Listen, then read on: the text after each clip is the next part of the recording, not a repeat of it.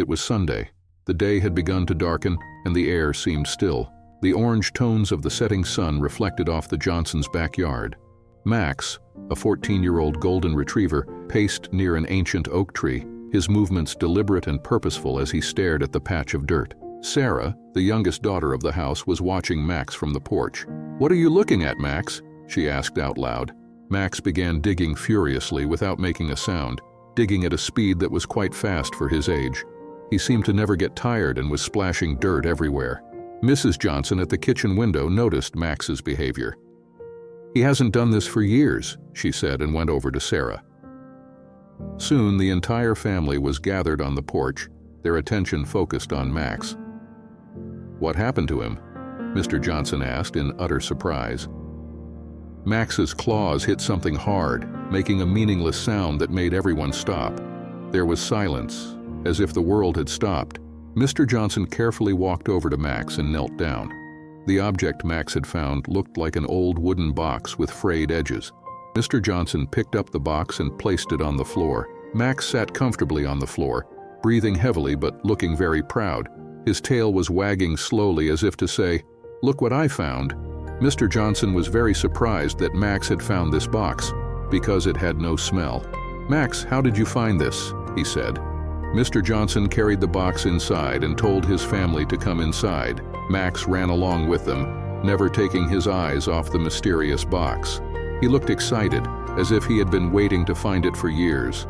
They took the box to the dining room. Mr. Johnson and his family gathered around the box. The box was locked with a rusty clasp. The wood was blackened because the box was old.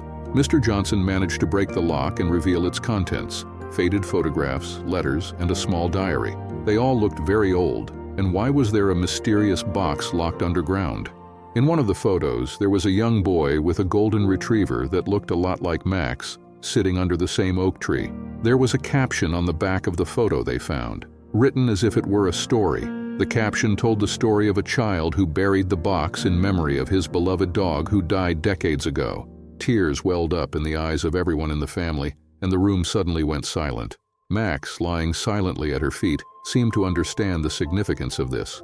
"Max, this had to be found, and you found it. Well done, Max," Sarah whispered and gently stroked his fur. Then Sarah thought, "Dogs have mouths, but they can't talk. Their feelings are very strong. It wasn't a human finding it. It was a dog finding it." And Sarah's love for dogs increased even more. The family decided to honor both Max and the dog from the past by creating a memorial in the backyard. The family began planting flowers. As the flowers were planted, Max lay down next to the spot, his tail wagging slightly. The family shared a quiet moment of gratitude. Later that evening, Sarah sat in her room with her journal. She slowly turned the pages, uncovering more stories about the boy and his dog, Rex. One entry described how Rex once saved the boy from a snake near an oak tree. Sarah was reading the diary entries as if she were trying to connect with the boy from decades ago, and she was very intrigued. The next morning, Max was unusually energetic. He was barking near the oak tree and wagging his tail as if inviting the family to follow him. The family gathered outside, intrigued by Max's persistence. Max began digging again, this time uncovering another object, a small rusty collar with a faded tag that said, "Rex." Mr. Johnson picked up the collar and brushed the dirt off of it. "I wonder how this has stayed in the ground all these years without wearing out," he said, and there was a sense of wonder in his voice. That night, Sarah had a dream about a small boy playing with a dog under the oak tree. It was so real, as if Rex's spirit was showing him his stories. Over the next few days, the family noticed a peaceful silence around the oak tree. The birds chirped more melodically, and even Max seemed more at peace. The Johnsons shared their discovery with their neighbors and decided to turn the place into a small community memorial to all the pets who had touched their lives. The family wrote an inscription at the base of the oak tree that read, "In memory of Rex and all loyal friends, love lives on."